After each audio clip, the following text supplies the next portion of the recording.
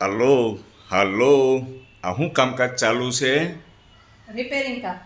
તું પણ કાંઈ રહેવાનો હતી. આ અત્યારમાં હું કામ ખોલ્યું પણ આ પંખાને આખો નોખો કર્યો છો તો. યા ખરાબ થઈ ગયો તો તમારે તો કઈ કરવાનું હું કરી નાખું ને.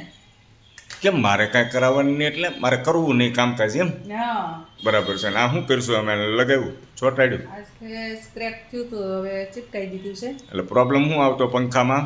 અવાજ આવે છે થોડો. વાહ અમારા ઘરના કારીગર છે અને આ ફેનને રિપેરિંગ કરી નાખશે દોસ્તો. ખૂબ સારી વાત કહેવાય ને. આ પંખો ઉપાડીને મારે દુકાનદાર પાસે લઈ જવો પડે રિપેરિંગ કરવા માટે. થઈ જાય ફિટ થઈ જાય કે મારે મહેનત કરાવવા લાગવું પડશે? થઈ જાય. હાથે ખોલીને નોખો તો કર્યો છે આ પાંખડા બાખડા બધી. હે જોઈએ હવે ચાલો ફિટ કરો.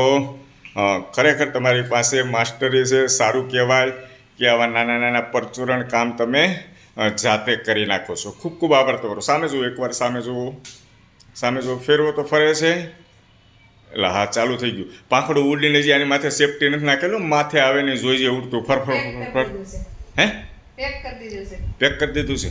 કાંઈ વાંધો નહીં. જાળે બાળે બધું ફિટ કરી ગયો. ખૂબ સરસ ફરવા મળ્યો. અવાજ પણ આવતો નથી. Okay thank you, very good, શાબાશ.